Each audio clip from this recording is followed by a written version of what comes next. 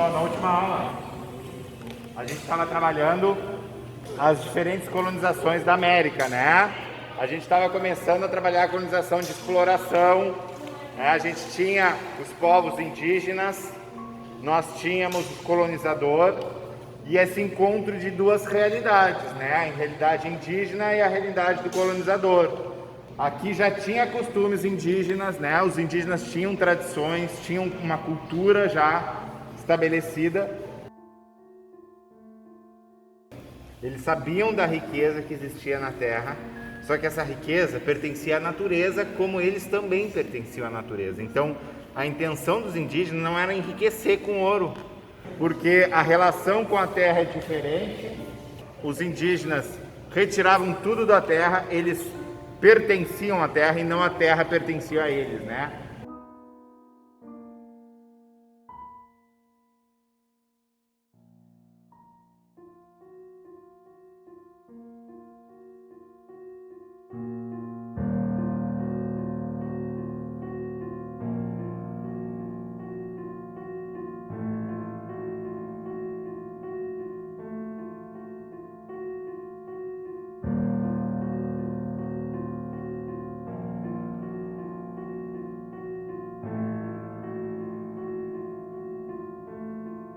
Chega o colonizador, domina o território, domina as pessoas, os indígenas e determina como sua a terra, né? Então muda a relação com a terra. Nós tínhamos uma relação de dominação, né, a partir da chegada do colonizador, e tinham esse objetivo de levar as nossas riquezas para a metrópole, enriquecendo Portugal, enriquecendo Espanha, né, e tirando essas naturezas daqui da América. Nós tínhamos o colonizador e esse encontro de duas realidades, né, a realidade indígena e a realidade do colonizador. Lembrar que o colonizador trouxe costumes e impôs seus costumes sobre os indígenas. Era nesse momento que a gente estava a nossa construção aqui. Momento que chega o colonizador.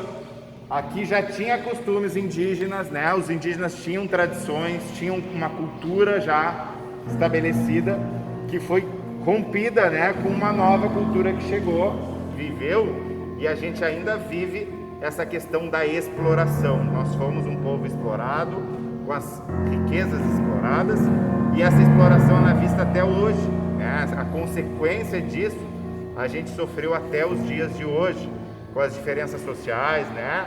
Com o racismo estrutural que está aí.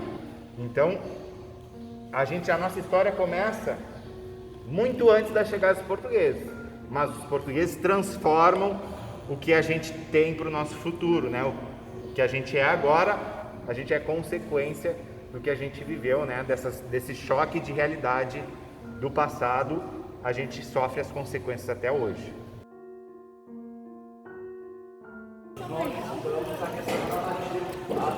Então vocês tinham que lembrar o que era a narrativa, o que nós tínhamos de principais elementos da narrativa, como a construção do personagem. Vocês tinham que estar ligados onde era que vocês estavam, ou seja, o espaço, o tempo, a época, todas as questões relacionadas à narrativa, o enredo, a história que está acontecendo ali, o conflito. Então vocês tinham um conflito e vocês tinham que lidar com esse conflito e resolver esse conflito, até o ponto da chegada dos portugueses.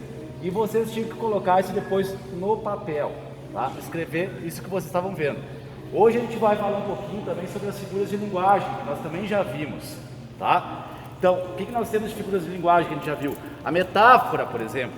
Então, aquele momento ali que o professor Gonzaga pediu para vocês fazerem de conta que tinha uma pena na mão, tá? Então, vocês têm ali uma pena de verdade ou não?